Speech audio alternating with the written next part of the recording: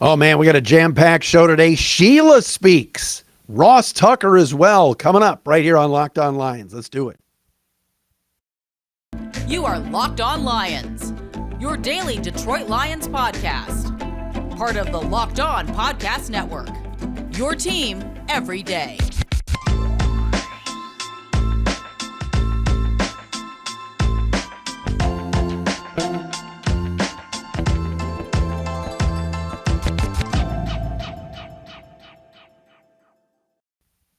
And appreciate you making us your first listen here on a Wednesday. Matt Dery with you, Locked On Lions, Locked On Podcast Network on this Wednesday, October 26th and Thursday, October the 27th. Big day on the show today. We're going to welcome Ross Tucker in from DraftKings, Westwood One, Odyssey, the former offensive tackle, and also the host of his own show, the Ross Tucker Podcast. NFL analyst, really good one, going to join us momentarily here to talk about the 1-5 Lions as they get ready to play the Dolphins. Kyle Krabs, host of the Locked On Dolphins podcast, is going to join us tomorrow for the crossover show. We appreciate you again making us your first listen, watching us on YouTube on the Locked On Lions YouTube channel. Follow us on Twitter at Dery Speaks, Dery Speaks, at Locked On Lions on Twitter. And of course, we post the podcast each and every day on the Matt Dery Facebook fan page. Coming up on the show, you're going to hear from her. We're going to play the audio courtesy of WXYZ. Brad Galley. Thank you, Brad, for posting it.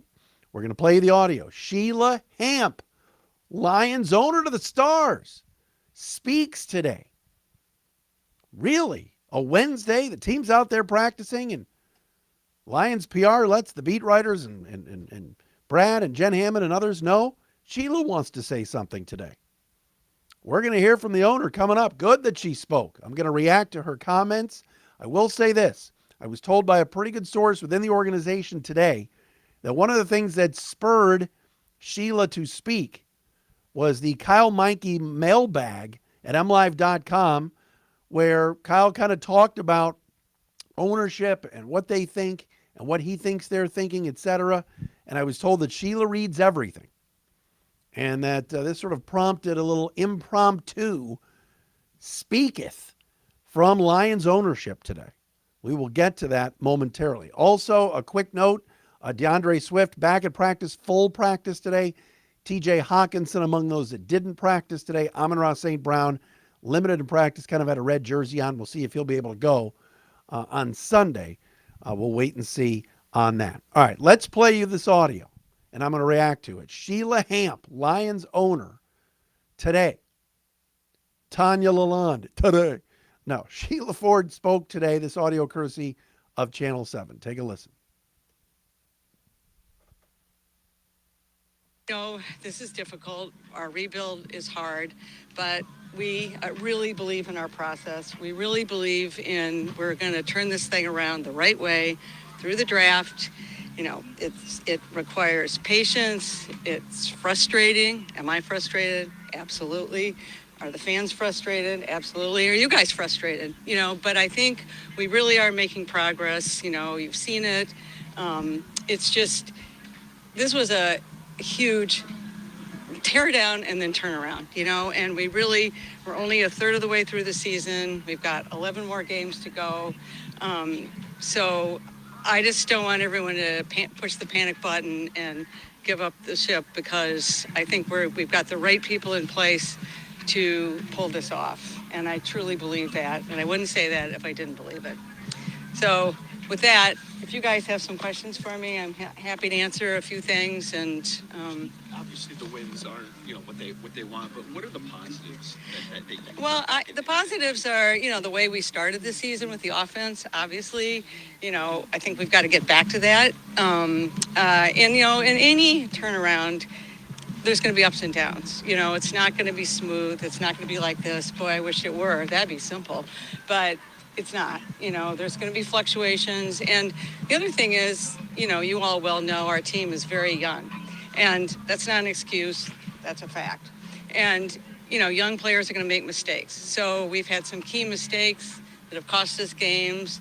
Hopefully we're not going to repeat those. Hopefully we learn. But it is a process. And, that's what it is. It's hard. And it's really hard to stay disciplined. no one hates losing more than I do, than my family does. But, it's just, we got to sort of got through it. Where are you confident? What feels different about Pardon me? What feels different about this time? You guys have went through several rebuilds, but what gives you confidence that? Well, this I would say was like a teardown and then a rebuild. I mean, we really had to take it down to the ground level. And it's been not only on the football side, but across the organization. We've put in a lot of new talent at the top. I really believe in the top leadership in this organization, and I think we've got the people to do it, to carry this out. I think that's what's different. One more, guys, one more. Why are you talking right now, and how long does this patience last? I think that's what people Well, want to know. yeah, I agree with you. Patience lasts, as I say, we've got a long way to go in this season.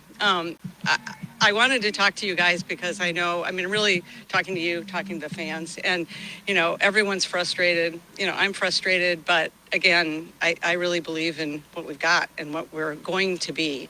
It just takes time. Teams Why are turn you things confident around. that Dan Campbell is still the right coach for this operation right now? When you look around the league and you see other rebuilds, with more success at this point. Yes, well, what I really have confidence in is the process we went through in the first place when we hired Brad and Dan.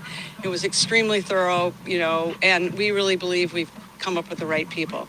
So, I can't comment on other teams' rosters or what they had in the first place. All I know is what we had and where we're going. Thanks, everybody. Appreciate it. Clear, Thank you.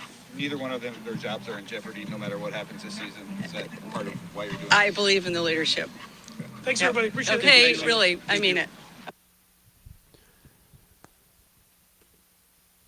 All right, there it is. Your owner, Sheila Hamp. Progress, tear down, right people. We're young. Quarterback's not young. Your $8 million defensive tackle, it's not young. The running back that fumbled on the 1 yard line, not young. Your left tackle's not young. I'm not buying that. Yeah, it's a younger team. Younger, I get it. But come on now, Sheila. She said she sees progress. I want to comment on that. We're going to do that coming up next. We also got Ross Tucker coming up. Busy show today. Let's tell you first about our friends at LinkedIn Jobs. Want to hire somebody? Best thing to do is go on LinkedIn Jobs. You want to be 100% certain that you have access to the best qualified candidates available. That's why you have to check out LinkedIn Jobs. LinkedIn Jobs helps find the right people for you, for your team, faster and for free. I've posted on LinkedIn Jobs. It's really easy. They do most of the work for you. Add your job on LinkedIn and the purple hiring frame to your LinkedIn profile to spread the word that you're hiring. Simple tools like screening questions make it easy to focus on candidates with just the right skills and experience so you can quickly prioritize who you'd like to interview and hire. All right. LinkedIn Jobs helps you find the qualified candidates you want to talk to faster. Post your job for free at linkedin.com/LockedOnNFL. That's linkedin.com/LockedOnNFL to post your job for free. Terms and conditions do apply. And hey, what about our friends at Birddogs? That's right. I got these pants in the mail. They are fantastic. All right. They're khakis. They're comfortable. I don't have to wear underwear. The underwear is built in. Birddogs also just launched sweatpants. They are super comfortable, like that cute little Charmin bear rubbing up against your thighs. You know that comfortable little bear family. Birddogs are perfect for fall golf, too. It's actually not that cold out there. You might not play like Tiger on a bender, but you'll feel just as good. Birddog joggers are higher quality than Lululemon, and they're like $20 cheaper. What are we talking about here? Go buy some Birddogs. They are fantastic. Go to the website, birddogs.com, enter promo code LOCKEDON, and they'll throw in a free Birddogs rope hat. That's birddogs.com, promo code LOCKEDON, and boom, a free hat with a pair of Birddogs. Birddogs, the most comfortable shorts, pants, and sweatpants with built-in liners. You will not take these things off, I promise. All right, so Sheila Hamp speaks. Ross Tucker from the Ross Tucker podcast, former NFL right tackle, coming up momentarily. Here's the thing about Sheila, all right? I give her credit for speaking, and she needed to speak. The fans need to hear from ownership, so that was good, All right. I'm glad she spoke. She even took a few questions. She could have made a statement and walked away. What I didn't like was the excuses. Well, we're young, but it's not an excuse. No, you're 1-5, lady. You're 1-5. Come on now. Tear down. Well, it was a tear down. John McAroon asked him from the Detroit Sports Podcast, other teams are rebuilding and they're doing better. Well, ours was a tear down. I can't comment on other rosters. You've got to be prepared for a question like that. To answer about Atlanta's roster, the Giants, the Jets, the Bears and Panthers who are not trying. Carolina is not trying. They're down to their third string quarterback and they've traded away all their players. Not named Brian Burns. The Bears traded Robert Quinn today. They're not trying. They've got 3 wins and they stink. She said she sees progress. Where? They're 4-18-1 under this coach. So, I would have liked to have heard her speak today and say, I'm ticked off, I am frustrated, and we've got to do better. But she kind of was saying, no, the thorough process that we had in hiring this group, I'm sticking with them. And then at the end, Dave Burkett's like, so you're not going to fire them no matter what? And she's like, I really like these guys. I think they're the right guys. But the record right now says they're not. And I'm not saying you have to fire them now. But what I am saying is it sounds like these guys are coming back next year, even if this team finishes 1-16, because she sees progress. And their thorough process in hiring them, she still believes in. So that's how I feel about her comments today. I didn't like the tear down thing. Carolina's tearing it down right now. They have 2 wins. They just beat up on Tampa Bay and the GOAT, Tom Brady. You've got to win more games in this league. Dan Campbell said it today. We're better than this. Okay, but we've got to see it. I've got to see a couple of wins coming up soon. Miami, Green Bay, and the Bears don't scare me. They don't. Get some wins. This team ends up 1-7, 1-8. Then what's she going to say? She still believes in the process? I'm glad she spoke. Glad she spoke. Kudos to her because her mom and her dad rarely did interviews. So this was good. But it's not an excuse, but we're young. No, Michael Brockers is not young. Jared Goff is not young. TJ Hawkinson's been in this league a while now. So is Taylor Decker. Alex Anzalone's been in the league 6 years. He's not young. But is he getting better? All right. Ross Tucker coming up next. What about PrizePicks? Oh, wrong one. There we go. PrizePicks is awesome. It's daily fantasy. It is so much fun to play. And you're basically betting on players and their PrizePicks projections. It's awesome. Pick a game. Tomorrow night, Tampa and Baltimore. Gus Edwards over 100 yards or whatever the projection is, over, under, you can play. Pick 2 to 5 players. You can watch the game and bet and win money.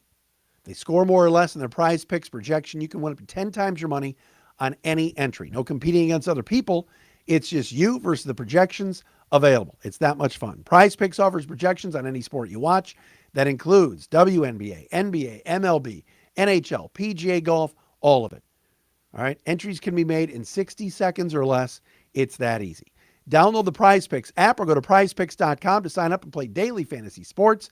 First-time users can receive a 100% instant deposit match up to $100 with promo code LOCKEDON. If you deposit $100, PrizePicks will give you $100. Don't forget to enter promo code LOCKEDON at sign up for an instant deposit match up to $100.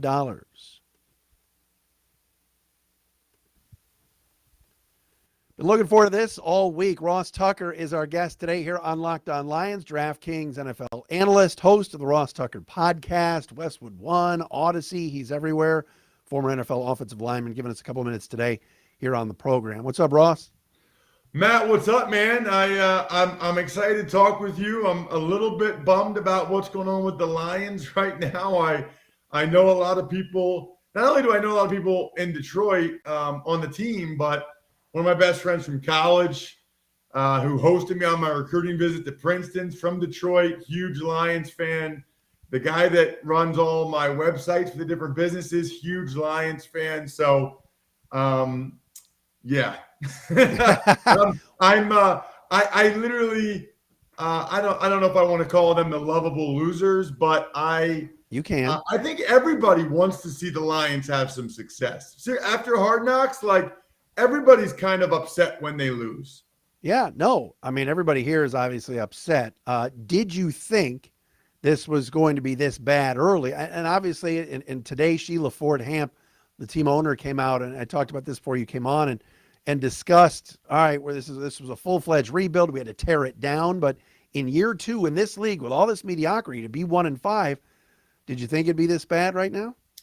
No, I didn't, especially because, you know, I call the Eagles preseason games on TV and I do their pregame on the radio.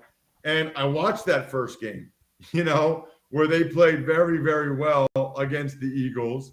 I watched the second game when they beat the Commanders by 2 scores.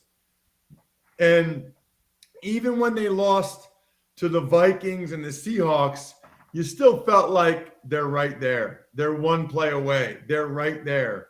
And I'm not quite sure what happened, but it's like after those Vikings and Seahawks losses, it felt like the wind just came out of their sails. Yeah. The Patriots game was obviously kind of a disaster. But then coming out of the bye, I'm still convinced, Matt, that if I can't remember who did Micah Parsons chase down from behind at like the 1 inch line? Brock Wright.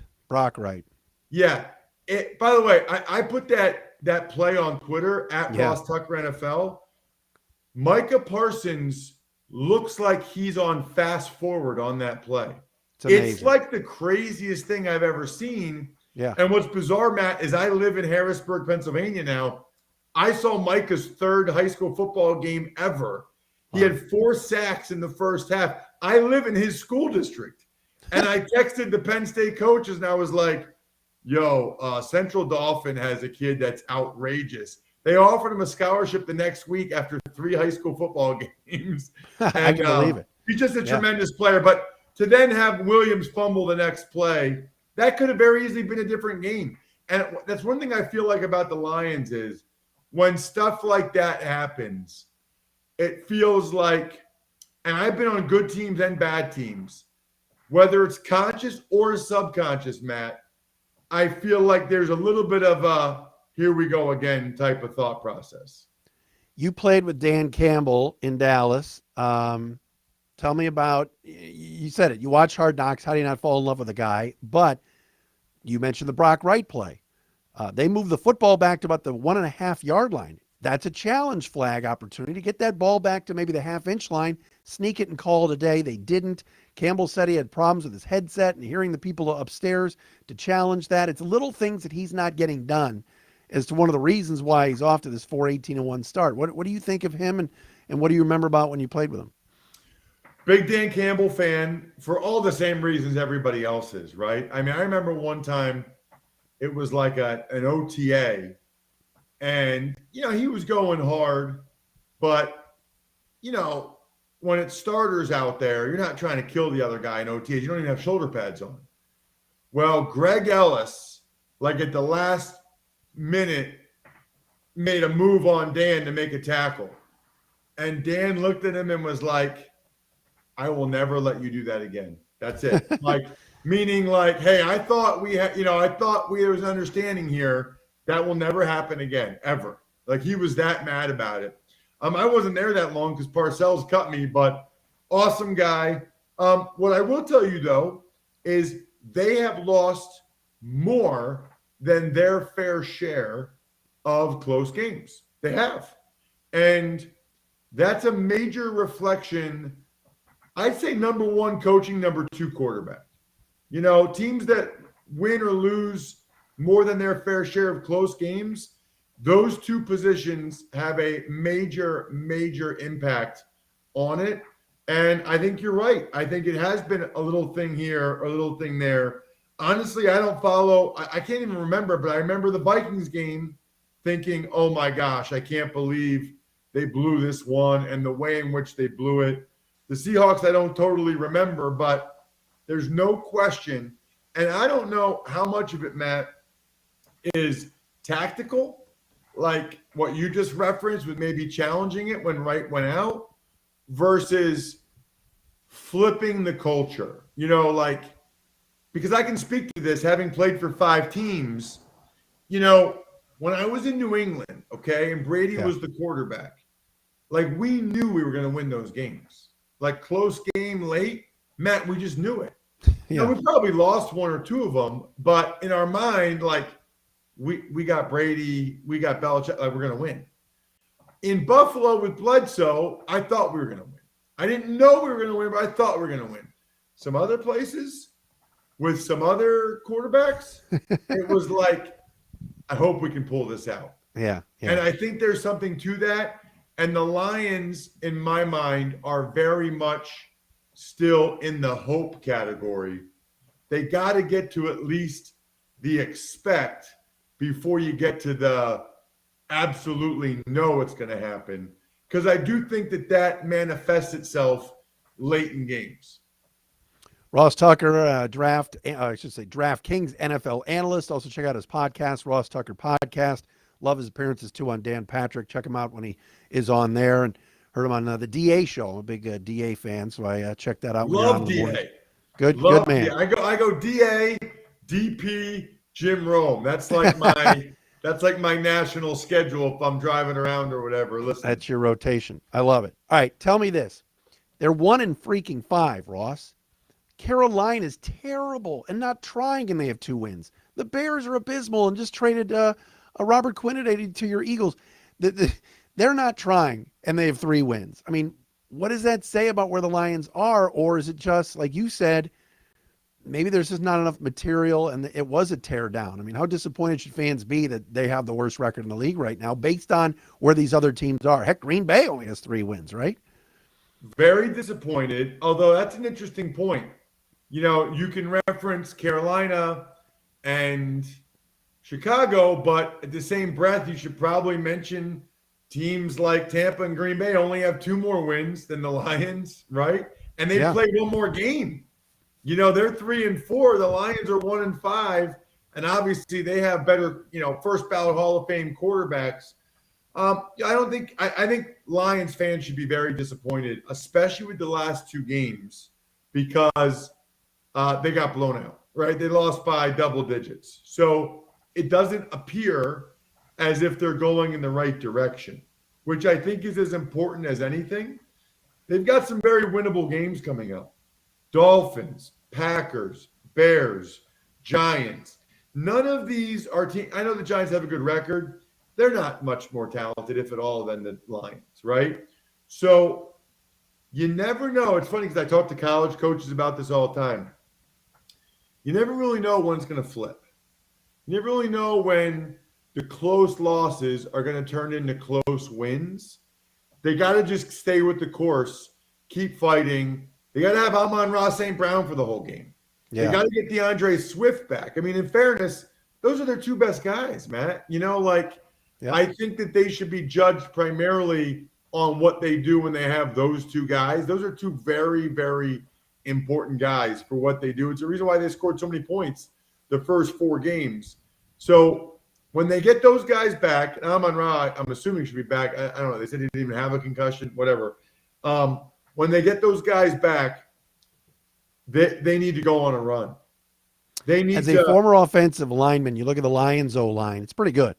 And you got a lot of first-round picks there. You got Jonah Jackson's been in the Pro Bowl. Frank's been in the Pro Bowl. Ragnow. So you got guys that are doing it.